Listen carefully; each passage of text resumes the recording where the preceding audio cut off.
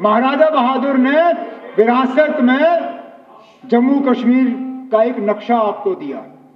चलिए, एक हिस्सा पाकिस्तान के पास में, उस पर भी आज फॉरेन मिनिस्टर साहब ने कहा कि हम वापस लेके आएंगे। किसने रोका? मुझे बताइए ना, किसने रोका?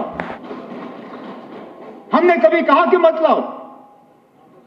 कभी कहा? हम कहते हैं अगर लाना है तो लाइए।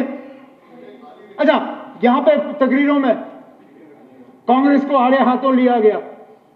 आपने हाजी पीर छोड़ा, आपने ये छोड़ा, आपने वो छोड़ा। खुद बताइए ना, आप जब करगिल का वार हुआ क्या वापस लाया? वो मौका था ना, लाते। मौका मिल गया था, बहाना था आपके पास। पाकिस्तान ने हमला किया था, अगर लाने का इतना शौक था उस वक्त लाते। नहीं लाए, चलिए कोई बात नहीं, उस वक्त नहीं हो पाया। आज अगर ला सकते हो लाइए ना। हम में से कौन सा ऐसा है जो कहे ना लाए? ला सकते हो तो लाइए। लेकिन उसके साथ साथ जब आप वो नक्शा देखते हो ना जम्मू कश्मीर का, उसमें जम्मू कश्मीर का एक हिस्सा पाकिस्तान के पास है, ठीक, लेकिन एक हिस्सा चीन के पास भी है। उसकी बात क्यों नहीं होती? उसका जिक्र क्यों नहीं होता? जब आप लाएंगे ना, मेहरबानी करके जब ये थोड़ा सा हम पे एहसान करिए, जब उस तरफ का लाएंगे तो जो चीन के पास है ना वो भी लाइएगा। लेकिन चलिए, वो दो हिस्से जो चले गए वो छोड़ दीजिए। जो महाराजा साहब ने जम्मू कश्मीर का नक्शा बनाया था उसके भी आपने दो हिस्से किए, लद्दाख को अलग किया। अब आप कहते हो लद्दाख के लोग ये चाहते थे। कभी पूछा आपने उनसे? करगिल के लोग इस फैसले के साथ नहीं थे, ठीक। आज अक्सर बेशतर लद्दाख की आबादी जो है, बौद्ध आबादी, वो भी इस फैसले के साथ नहीं है।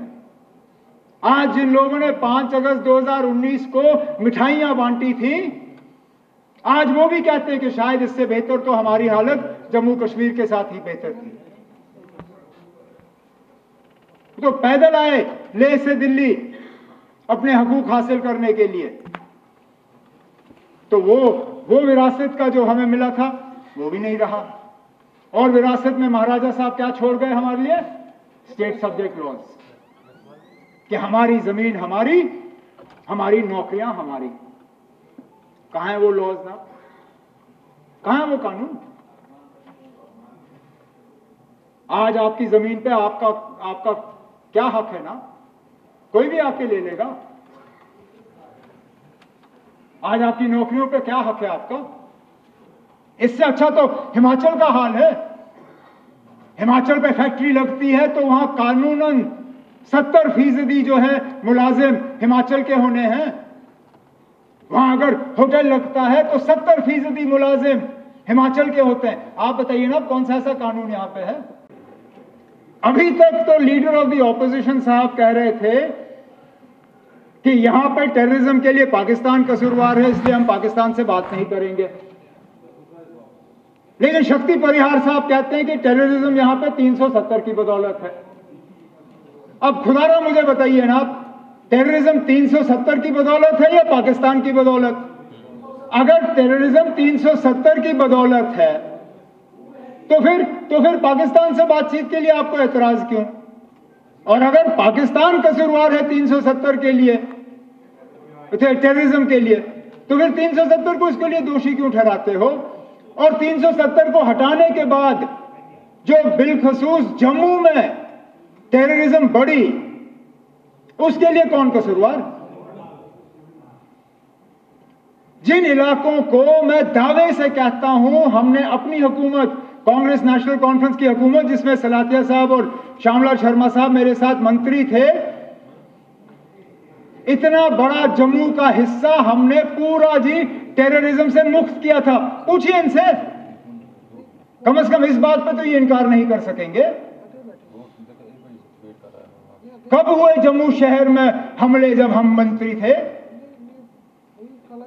कब हुए रियासी में हमले जब हम मंत्री थे? कब हुए यात्रियों पे हमले जब हम मंत्री थे? कब हुए रजौरी बाजार में हमले जब हम मंत्री थे? नहीं हुए। मैं अब कितने मैं गिनना नहीं चाहता हूं, नहीं तो गिनने की अगर मैं गिनना शुरू कर गया तो फिर कोई एंड नहीं होगा इसका। लेकिन वो मेरा कहने का मतलब ये है ना, अगर अकेले 370 ही जम्मू कश्मीर में टेररिज्म के लिए जो है कसूरवार है, तो हटाने के बाद बंद हो जाना चाहिए था। नहीं हुआ ना, तो इसमें भी फेल, इसमें भी फेल। फिर नेपोटिज्म की तो मैं बात करूंगा ही नहीं, क्योंकि उसमें कोई पार्टी जो है वो कहते हैं ना हमाम में सब नंगे, ना हम नेपोटिज्म की बात कर सकते हैं ना आप, तो छोड़ दीजिए उसको।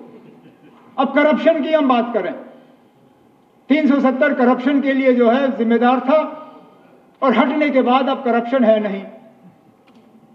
जल जीवन मिशन पे सबसे ज्यादा शोर किसने किया ना? सबसे ज्यादा शोर जल जीवन मिशन पे किसने किया? क्या कहा? जुगाड़ जीवन मिशन, हाँ जुगाड़ू जीवन मिशन, जल जुगाड़ मिशन, कुछ ऐसा ही कहा। ये मेरे अल्फाज नहीं है, उस तरफ से आए।